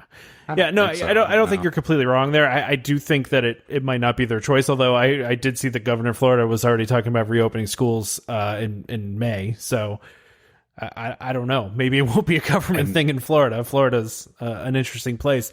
And you know, maybe the idea is the opening of Disney is not, you're not going to see Magic Kingdom or anything open. Maybe it'll just be the resorts to start with. Well, and here's the other question. Will they say nobody from outside the U.S.? Well, we can't travel to the U.S. right now. Yeah, I was going to say you can't travel to the U.S. anyway. Well, that's what I'm saying is that will they open it and say no international visitors to start? Well, I think on the last episode, somebody mentioned, what if they just say only resort guests or only pass holders? Or, I mean, if you did only resort guests, you're talking about 25% of their normal attendance. I mean, a lot of people think that everyone that goes to Disney is staying at the resorts. It's really not. It's a much smaller percentage of that. It's like 20 to 25 to 30 or 40%, something like that. But so you're talking about if you just said you can only go into the park if you're staying at a resort, that immediately just knocks the attendance way down. So I just don't know what that flipping point is of where it makes money to open it and where it doesn't make money to open it. What is that percentage? I think that's without having that number, it's tough. You know, do they have to be at 50% capacity to make money? I mean, I have no idea. I'm wondering what that number is. I don't know. Yeah, I don't know. It's tough. I can say like I said, for me personally, our November trip, I don't even know if we're going to go. It's just one of those things for me that I just have no interest in being somewhere like that with that many people. I think that there is a ton of time between now and then. And like, we still have our October trip, but I'm not even going to entertain this conversation until at least August. But what do you think is going to happen, right? For me personally, there's really only two scenarios that get me there. You know, one is that there's a vaccine, right? Which is not going to happen before then. We know that. That's pretty much the case. And then a tried and true treatment. I mean, that's the only thing that might put me at Disney. I don't know. Are we going to be there by then? I don't know. We might be. Hopefully. Wouldn't that be nice? Well, I mean, the hope would be that, and again, we're not doctors about this, but the hope would be that, I don't want to say runs its course, but we start to see less and less people being infected and to the point where it's, I don't know minimal. I don't know if we'll reach, that quote herd immunity by then either. I can only speak for me personally. For me personally, if there was, hey, this is the medicine you take if you get it, and then you have a far better chance of, being fine, that will change my opinion. When there's studies that come out that say that, hey, this works. Like, just like Tamiflu. Once Tamiflu came out, even though there's not when Tamiflu came out, it made things a lot easier. There is also, a flu shot, which also helps, but I don't know. Like I said, for me, it's a little bit different. I'm not willing to go at some place like that until there's a little bit more out there. So I don't necessarily see that happening by November. That's me personally, but we'll see. We'll see. I think it's really hard to predict. It's everything, I feel like every week is new information and new, and everyone has their own thresholds too. Yeah, that's true. What they are considered. Listen, I guarantee you right now, if Disney was open, I don't think there would be people there even right now today. Right. Yeah. So it's what everyone's threshold is. Again, I guess the third thing I would say for me that will, might be a little bit of a game changer. It was funny. I was thinking about this today. I was talking to somebody else about this. If there was an antibody test, but I believe that's, the ones that they're working on are pinprick, blood tests to do those. Yeah. Could you imagine if that's what Disney required? That would be a little rough. Everyone has to submit their blood work 2 weeks before they go. No. That you're going to get tested right on site. And because, they say that it only takes not that long to do that. I'm not going to lie. If that were available to me, I'd do it right now. I'd do it this very second if I could know. Well, it's funny because we were having this discussion. I was pretty sick in January and my son was sick as well. But I was pretty sick in January. you don't know. I mean, again, being asymptomatic regardless, like, I could have had it then in January. My wife was the same way. In very late January, early February, she was horrifically sick. I mean, she had a dry cough, she had high fever, she had all the symptoms of this, and she got several chest X-rays for pneumonia. I mean, so and they say it was floating around then. So I do almost wonder if she. I mean, I would love for her to be able to take that antibody test and find out if she was exposed to it already. Yeah, that's what knocked my shoulder out, was this coughing fit like I've never had in my life, right? This dry cough that was like brutal. It knocked a disc out of the way. It was so bad. Yeah. Man, that doesn't seem like normal, just being sick. Kind of know what I'm saying? Like, well, and I mean, that's the whole point, is that this is where this whole thing has been a struggle, is that it does look like a flu, right? There's a lot of people that have it that just don't know. And that's where the whole problem is. And yeah, again, we're not doctors. It's hard to say how long it'll take before it gets to a point where I guess we're treating it like the flu, where like it's not as. I think that antibody test will help though, because again, if you had a special bracelet, I'm going to put this out there. I'm not the sort of person that really cares about government intervention. I just really don't. Like, you want to put an app on my phone? Fine. What am I doing? That tells you you're clear. Yeah. I don't really care. Like, that's just me though. And listen, and I don't begrudge people that don't feel that way. That's just my personal opinion. So if there was a way to, let's say, get that antibody test, get a special bracelet, right, with a QR code on it that says you're good. Okay. That would definitely change things for me too. Again, I'm just trying to think about what would change my opinion on going to the park. Antibody tests for people, QR codes, those things, and again, maybe they'll get there. I don't know. Maybe masks for everybody. Maybe Disney hands out Duffy masks. I'm okay with that. Duffy masks. Well, that was what Dan was asking before. What kind of things Disney's going to sell that are related to that? And would they sell masks? I think they might. If they were saying that, hey, masks are something we, really suggest you wear, would they sell Disney masks? Yes, because how else am I getting a mask otherwise? You know what I mean? Maybe I can't get another mask, so I'll take. What mask would you want? Oh man, one with Mickey Mouse on it? No, definitely not. Wait, what's the dude in Toy Story? The stupid "I'm your father" robot. The Zurg. Zurg. Yes, I would take a Zurg mask. That would be pretty. That'd actually be pretty cool if you just did like his mouth and like nothing else. Mm-hmm. What other mask? Donald Duck master definitely would be. Yep, Darth Vader, Donald Duck. Kermit would be good. Yeah, Kermit would be cool. Kermit would be really cool. I would do Fozzie. I'd throw a Fozzie on there. Yep. Yeah. Any of the Gonzo. Muppets, really. Any of the Muppets. You're absolutely right. Any of the Muppets, that would definitely be cool. Yeah. Darkwing Duck. Yeah. Yeah, Darkwing's an obvious one. No, yeah, that would be Gizmo Duck then, obviously, as well. Any of the Toy Story characters. Yeah, that would be kind of... Again, that would not necessarily surprise me. And interestingly enough, I wonder if something like that exists in some of the Far East countries already, and we just don't know. Yeah, maybe. I think we'll get a better idea of when the parks are going to open based on when they start opening the parks in other countries, right? I mean, that's going to be part of it, too. It'd be interesting to see how that starts happening. Yeah, so, I would agree with that. Because what was it? Shanghai, they're in that phase where they're doing very limited opening, like. Yeah, the park's still not open, but I think some of the hotels and restaurants in the area are open. Yeah, exactly. So they also have the QR code thing going on too, I think, where they, people that are cleared and things like that. Right. Yeah. So I don't know. Listen, we don't have any answers here, really. No one does. Anybody that tells you they have an answer is lying, or I don't know. Yeah, this is just us speculating, talking about our opinions, I think, which is kind of what people were asking. Yeah. Right? It always makes you feel better when you can kind of think to yourself, oh, that's what I think as well, right? It kind of gives that sense of camaraderie and makes you feel a little bit better about your thoughts. So like, I'm that guy that's not going. Great. So everyone that wants to relate with me and go, I kind of feel the same way. Wonderful. Trevor, who's from outside of the country, people can relate, with him. And then Tom, people can just relate, I guess. Yeah. Mm-hmm. Well, and that's exactly right. I hope to go on that trip. I do. I hope it's going to happen. I said this before on the show. I'm bummed about this trip getting canceled. I think everybody's bummed if they. Would you go now though, Tom? Would I go right now? Yeah. No, I would not go right now. So what's it going to take for you? Open, Yeah.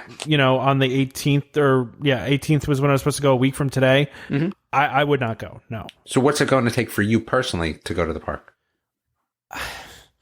I don't know if I completely know the answer to that yet. That's understandable. I think when we're getting to a point where it feels like everything, where it's, I don't want to say getting back to normal, because I don't think things are going to get back to normal for a while. But I think when we're starting to get some more normalcy, maybe when I'm working in my office again, when kids are back in school, maybe when this thing is more under control than it is now. Essentially, that's where I'm at. So we'll have to see. I don't really know. I don't know the answer to that, I feel like, until I get there, right? And yeah, I mean, and I guess the thing is, for me and you, Tom, we're talking really far out, and I'm thinking we're still back 6 months away. We're pretty much 6 months away at this point. Yeah. Yeah. And I'm thinking back to how things went leading up to the hurricane. Like it's kind of a similar situation, is that, everything was a go, and we were, and I mean, the hurricane was a little different because like we were really looking at it, and it was about a week before that I finally pulled the plug on it, because at that point we knew it was like, no, this is too dangerous. It's the same kind of thing, is that we have to really just assess it as we're going. And my wife and I, we keep having the conversation, and like right now, yeah, the answer is like, no, I don't want to go. I don't want to be there. But I keep having to remind her, yeah, that's 6 months out. We need to see what things look like, what the landscape is, end of August into September, and then we make the decision. And because, sorry, Trevor, I apologize. Sorry, yeah, I was just gonna say, and then at that point, if I have to pull the plug, it wouldn't be the first time that I've canceled a Disney trip, and I think that's the thing to remember is, I get there's a lot of people that, they say it's a once in a lifetime thing, but Disney people being upset about canceling these trips, I don't buy that DVC people, I don't buy that, because you're in DVC. Like it's one trip, and because it's 1 year. At DVC, in theory, right? If we were just in theory, you have to go once every 3 years, right? Yeah, essentially, yeah.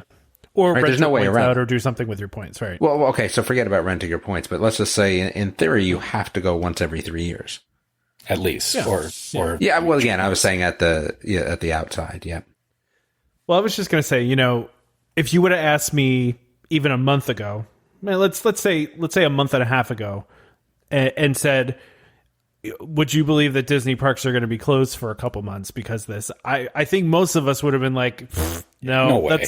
That's nuts. That's why I'm saying like 6 months from now, like there's no way I can judge what's going to happen, because a month and a half ago, I would have thought what's going on now was nuts. Do you think there'll be school next year? What's that? Do you think school will start in August? Yeah. Yeah, I mean, as of right now, I think so. I mean, things seem like they are getting better, and things are getting more under control. So, I mean, if things continue this way... Why do you think that? I mean, here in North Carolina, we're still... technically, school's still scheduled to start in May, right? I mean, we still have... It's not going to, but... No, sure. It's not going to. I'm just saying they haven't canceled school for the rest of the year yet. But why do you think that there'll be school in August? I just think there will. I mean, I just think as they get this under control, I mean, there's a lot we don't know. So okay. They could develop effective treatments for it. There's all sorts of things that can happen. It's hard to know. So yeah, I don't have all the answers. I have no idea, David. I just feel like curious about what your opinion was on that. I don't have a good opinion on it, honestly. It just feels like by that time things will be a little more stable. I don't know.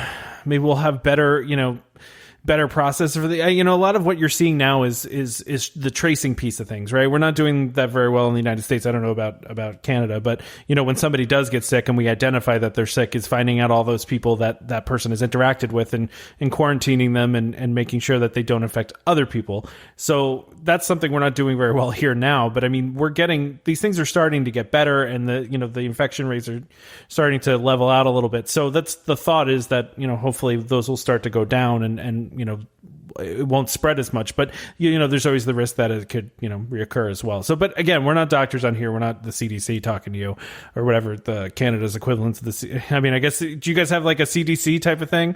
We do reference the CDC, but we have, a government. There's a government body of some sort. Yeah, I figured. We just go to the Government of Canada website and it's all there. I don't even know if they call it the CDC officially or not. I haven't looked into it too much. Yeah. So listen, I just don't know, Damon. I mean, it seems like I saw the CDC that say that vacations, could potentially be possible in the summertime if things continue as they're going. So obviously with some restrictions there, but it seems that there's some confidence that we'll continue to get this under control and get more organized and test more people and, really find out all the people that are sick with this. So I don't know. I don't have all the answers, but I would just hope that we get it together by then and can figure out what's going on here and hopefully minimize it as much as we can. So I don't know. We'll see. Yeah. And I guess I'm taking it day by day at this point. And I think that's the bigger thing is, for me personally, I've always been a planner. You guys know that, I always plan my trips like 11 months out, but this whole thing has made me realize, sometimes you do have to just change your view on things. And even though I know, like, I have all these plans in the back of my head, I'm really just looking at the current week. Like that's kind of where I've put my scope at the moment, I guess, because I guess kind of to your point, Damon, by November, it is very possible that this could still be ongoing and, everybody's canceling everything and it could, we don't know how long this could go on for, but I guess for my own sanity, I feel that it's not worth spending all of my energy on it because, like you said, Tom, a month ago, we didn't think we were going to be in this situation. 3 weeks ago, I didn't think I was going to be scrambling to find toilet paper. So yeah, me too. Yeah. So, I didn't even cancel my April trip, honestly, until 2 weeks ago. I mean, maybe that was just me holding on to some sort of crazy hope that things were going to change, but I don't know. It maybe just hurt too much to change it, but I probably wouldn't make that decision for the September October trip until early September at the earliest. I would think. I want something to look forward to, and this is something I have to look forward to. And if it doesn't end up happening, it doesn't end up happening. But at least now I have to look forward to. And look at it this way. So again, another experience for me was many years ago. We had a trip planned to California, and it was I think it was in 2012 when there was a downturn, and my wife and I both thought that we were at risk of, or potentially one of us losing our jobs. And so about 3 months before our trip, we panicked and we canceled our reservations. But then, a month went by and we went, oh no, actually this, we're okay. This is doable. And then we tried to rebook everything and we could not get anything that we wanted. We ended up having to stay at a hotel down the street that we didn't like. And it was very difficult to reschedule everything. And so the thing we learned from that, and I do even have to remind my wife of this occasionally, is that, you can go and cancel your trip now, but just be prepared that, in a couple of months, if things change and you could have done it, canceling it back then means that you've lost that opportunity. But it doesn't hurt you to just hold on to it until you have a much clearer picture of how things are going to go. So I guess that's the way I look at it is, like you said, until September, I'm not making a decision on my trip because a lot of things can change between now and September. Yeah, I don't know the how. I really don't. I know we're looking for the how here. I don't have a good. I don't know the how. I just know what I want to happen and hope will happen. That's all. Yeah. Yeah. So don't panic. Right. Have we talked enough about this? David, do you have anything else you want to mention about it, or? No, I think we're good. All right, Damon. What if you could like go in like a bubble? You know, like it'd be like the bubble Hamster ball. Wheel? Yeah, hamster ball. Yeah, or like one of those hazmat I don't suits. see. I don't need to go that bad. I mean, you're not wrong. Yeah, I get that. I mean, I like Disney, but I don't need to go that bad. I would the not, thing I'm more. Oh, sorry. Go ahead, Trevor. I was just going to say, I would not take a hamster ball on Rock and Roller Coaster. Probably wouldn't work out. Imagine throwing up in a hamster ball. That wouldn't be good. Now I have that image in my head. I'm more upset that I couldn't. We're trying to take my son to look at colleges over spring break. I'm more annoyed about that than I am about Disney. And again, I'm at a different point in my Disney DVC life than you guys are. So it's a little different for me. I mean, I've gone a bunch more years than you guys have. My kids are a little bit older. I mean, I still have a daughter that's just turned 10, but I mean, you know, my kids have been there. She's been there 10 years in a row, you know, some years twice. So us not going for 1 year, it is what it is. I'm trying to squeeze as many trips in before I actually have to pay for my kids. So Yeah. You know what this has done though? This has put a lot of, one thing I will say is that I don't believe that my trip for next summer to Disneyland is in jeopardy. And what this kind of has done for me is it's kind of refocused a little bit of thinking about that trip. And I'm going to be honest with you, a little bit of it is about maybe, hey, you know, if I don't go to Disney this year, or it's not necessarily that big of a deal for this year, I'm going to make next year's trip even better. You know what I mean? Yeah. Like Yeah. I'm kind of, what I'm kind of thinking is that, you know, for us as a family, let's say tickets are probably close to $3,000 these days to go for, you know, a week or whatever the case may be. Would I rather spend that money at Disneyland in this cross country trip?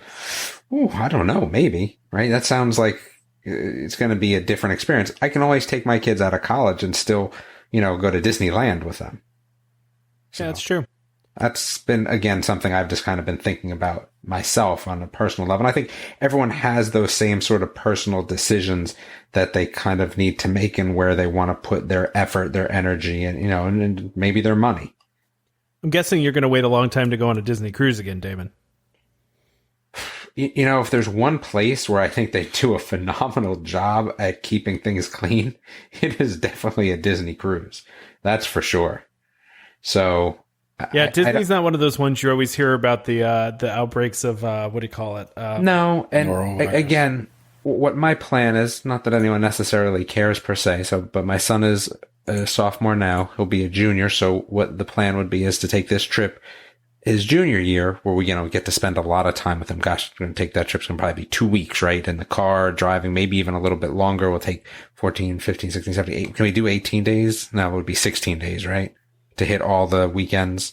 So 2 weekends plus so that was 4, 7. Yeah. So figure whatever that is, the 2 weekends on either side as well as the 2 weeks, and spend that time with him. And then senior year would be the cruise. So I think we'll be good by then. Obviously, guys, if we're not good by then, the world has a lot of other problems. Yeah. But that's kind of my plan. So the things that I'm, you know, missing out on is another year of Disney. Yes, I would love to go on what rides are even new, right? So we're talking about if we went in October, we're talking about the train, Disney Mickey and Minnie's dumb train ride, right? Which I don't care about. Ratatouille might be open by then, depending on how badly it gets delayed. Well, I'm pretending like it's not going to be, so let's just call that a It's no. probably a good guess, yeah. But so what am I really missing? I'm missing the, you know, Mickey and Minnie's train thing, which... Well, Rise of the whatever. Resistance, though, too. And Rise of the Resistance. But it'll be there, though. But it's not, Yeah, it's not going anywhere. Yeah, it's not going anywhere. So that's what I'm saying. So if I don't hit it that year, I can always make a shorter trip another time. There's always going to be new stuff. Because again, I've gone longer. So for me, if I missed everything besides the new stuff, well, I don't care. Really don't care. I feel like my biggest disappointment in canceling my April trip is I'm not going to get that last ride on Spaceship Earth now. But, you know, it is what it But is. how many times have you ridden it? A lot of times, Damon, Okay. but I still wanted one more. But why? Everyone wants What one. does that do for you? Yeah, what is I want the one more. But why? Because I want, you know, I But did eventually there'll be no more, right? There's going to be a time where it's going to be no more. So yeah. well, it is what it is. So I guess what this should teach you, Tom, is that you should ride every ride like it's your last ride. That's every ride like you're. Well, you know what? But if you have your choice, is that the ride you're riding? What? So again, if you're talking about ride every ride like it's your last, but when you go, in theory, you don't necessarily ride every ride, right? Yeah. Sure. So would that be a ride that you would pick? Like if you Spaceship knew, would Earth? you pick? Yeah, would you pick it? Oh yeah, totally. I love that ride. Okay. Okay, Spaceship Earth is classic Disney. I love classic Disney. So yeah. Okay. I mean, Trevor, what were you going to say? I talked over you. I'm sorry. Oh no, sorry. I was just saying it's mandatory for us. Yeah, mandatory. Yeah. Totally mandatory. There's been times I've gone and not ridden it. Oh, it's crazy. I could go on that like 5 times. I would do it like 5 times a day. No problem. Because there's like never a line for it either. It's nice and air conditioned. It's you can just kind of relax on it. It's just nice not little... Ellen though. If it breaks down on the way down, you get that nap. Yeah, it's just exactly. not You get stuck. Yeah. I mean, my kid naps on it every time we've gone on it, so it's been great. They even let us ride on it again because the kid was napping, and they're like, "Oh yeah, just stay on." So there you go. All right. Well, I mean, listen, I think this was a pretty comprehensive conversation about this, and listen, don't listen to us. We don't know anything. So, but I think people wanted to, like, again, we keep on getting questions. We did, yeah, everywhere about people wanting just our opinion, and again, that's all it is our opinion. Mm-hmm. Absolutely. Don't listen to us about medical stuff, but that's our opinion on stuff. So I mean, we don't have to talk deeply about this, especially since we're kind of running out of time here. So, and I know Damon, you gotta run here too. So yeah, I got filming to do. Yeah, you gotta do some. Yeah, you're gonna do some cool stuff with the pins at some point too, right? Yes, that's on my list of things. Nice. So, and we will start giving the pins out. That we're not gonna we won't just stop doing stuff. We will start giving the pins out. We do. Don't we already owe people pins? Probably. Yeah, there's 5 pins out there, Tom. You have to pick. Listen, when people don't get their stuff, it's always Tom's fault. Just keep that. Yeah, that's true. That's true. He's got to pick 5 winners from the one where we went over. How many people was it? 1,000. Did we do? When we went over 1,000? Yeah. Yeah. And we said we are going to give out 5 pins. I think we did say that. Did we say 5? I didn't think we gave a number. I think we just said we were going to give it a prize of some sort.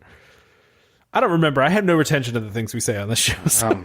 This isn't even the show. This is written down. I mean, I guess I can always go look. Okay. We'll have to go look at the group later and figure that out. So.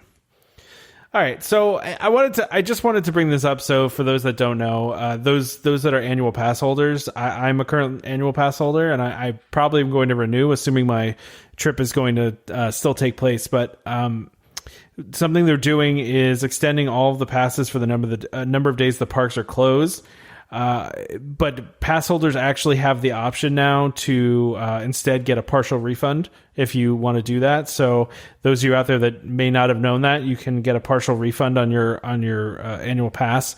They did stop automatic payments for the monthly payment plans, which are for Florida residents only. So if you're outside of Florida, that doesn't really apply to you. But they did stop payments on those, and they'll also retroactively refund payments that were made between March 14th and April 4th too, before those stopped. I wonder if Busch Gardens is doing that. I have a season pass there.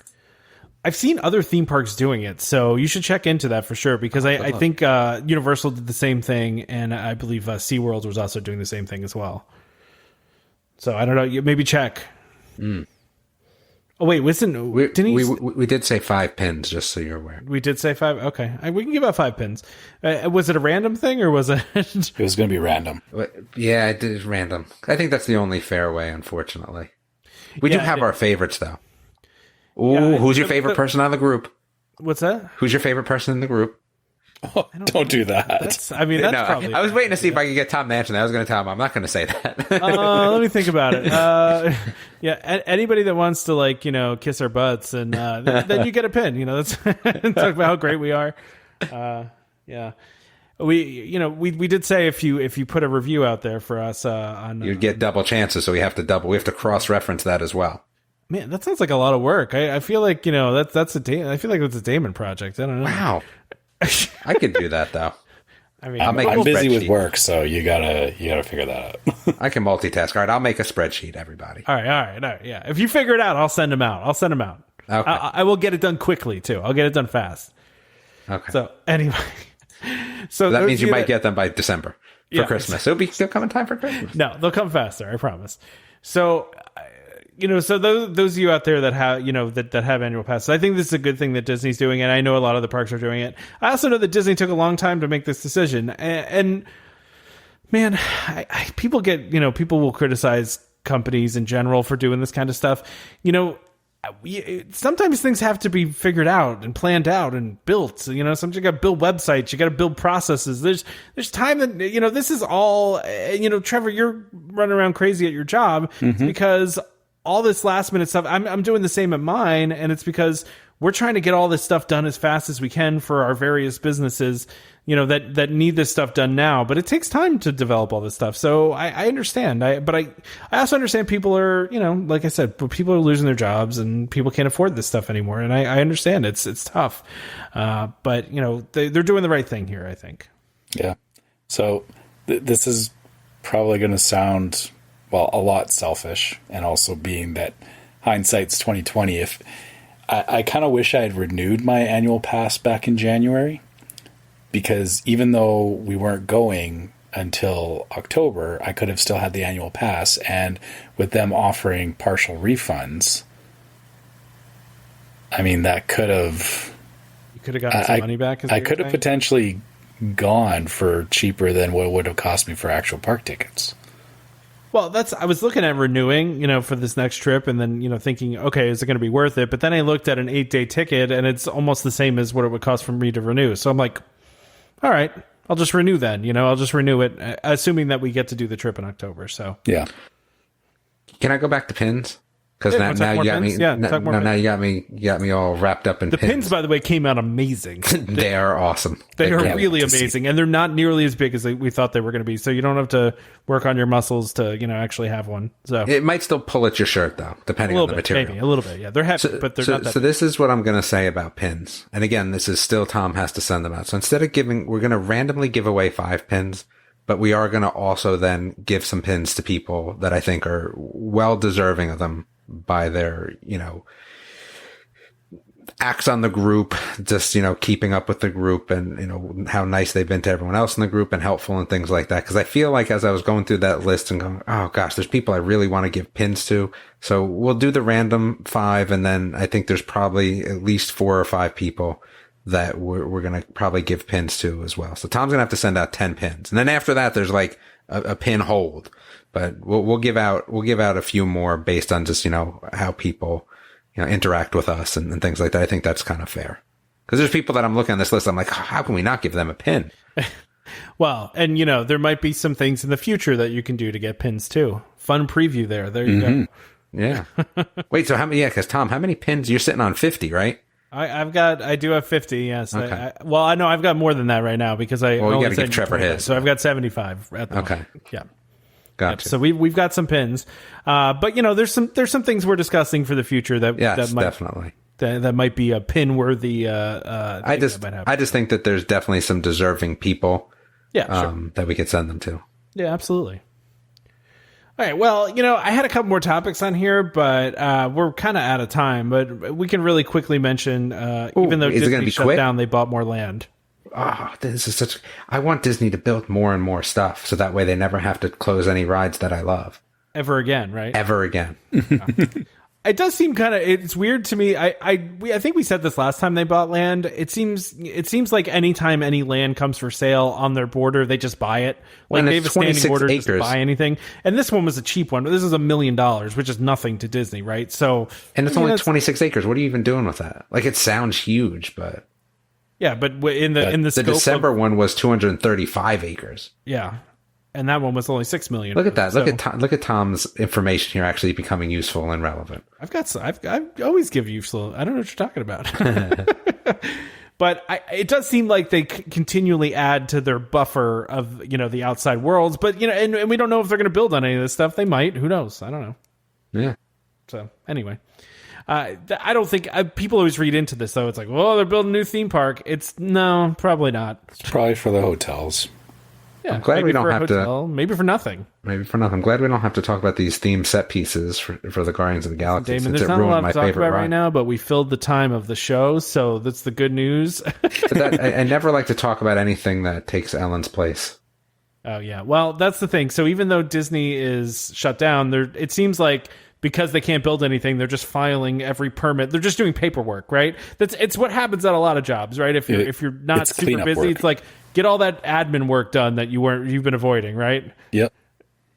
So that's what it seems like they're doing. They're just filing a ton of permits for stuff. So, Which, I mean, I guess that's a good sign that they're doing that, because they obviously have every intent of, when things pick back up, that you're going to start seeing projects happening again.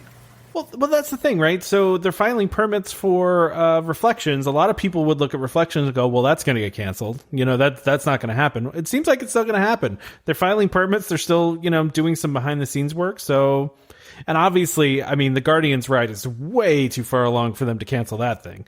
So that's not getting canceled. That's for sure. Because, we all want just a big, ugly eyesore of a building just sitting there and not being used, right? Maybe they should just bring Ellen back. I have to say, Trevor, though, last time I was in the park, that color that they paint that building, like, it does blend in with the surroundings. It's kind of crazy. It does, but it's just when you're used to it not being there, like from when they started building it and before that, it was very jarring the first time I saw it. No, that's fair. That's totally fair. Especially from the monorail, you're like, whoa, look at that thing. Yeah. What were you going to say? I just said it's a huge building. Like, it's huge. It's bigger than Spaceship Earth. Yeah. Yeah, it's ridiculous. What, David? No, nothing. I thought you were laughing. No, I was coughing. I'm sorry. Oh, okay. I should have been muted, but I wasn't. No, it's okay. I thought you were laughing at us. All right. Well, let's go ahead and wrap. No, when I laugh, if I'm going to laugh at you guys, I at least mute.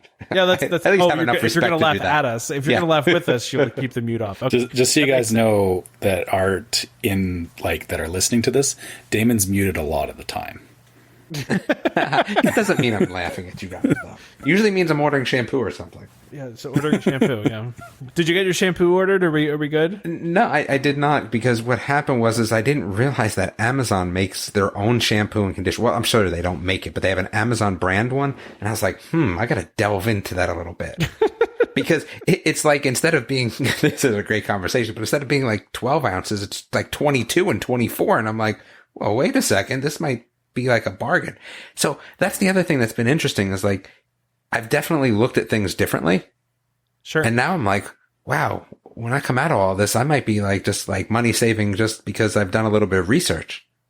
You had the time to do the research. I might be using Amazon shampoo and conditioner and body wash now and saving myself a ton of money. I'll tell you what, in my guest bathrooms, the only stuff that they're using is Disney products that we've, stolen from the resorts, which you can't really do anymore. So, but you can buy it. But why would you do That's why our dues are so high. That's not as fun. All right, let's wrap up. But we need to talk about our YouTube channel. So we did set up a YouTube channel. It is fairly sparse at the moment, but fairly sparse. We do one intend video on producing more content. Yeah, and I think that the next episode is the one where everyone's going to dress up and we're going to do the video and all that, I think. Yeah, I think so. I think we're going to try to do that. That was the idea. It didn't really work this weekend because of Easter and everything. So correct. Yeah. Yeah, we're not gonna do every show as a live show, but we are gonna try to do some more of them and maybe do some more waitlist stuff and some other stuff that's outside the podcast, because we like doing that interactive stuff with you guys, and everybody seemed to really enjoy it too. So we will do more of that. So please subscribe to our YouTube channel. We would appreciate that. But go ahead, Trevor, and wrap us up. I didn't want to jump the gun there, but I wanted to talk about that. If you can subscribe, please do. It's Welcome Home Podcast, of course.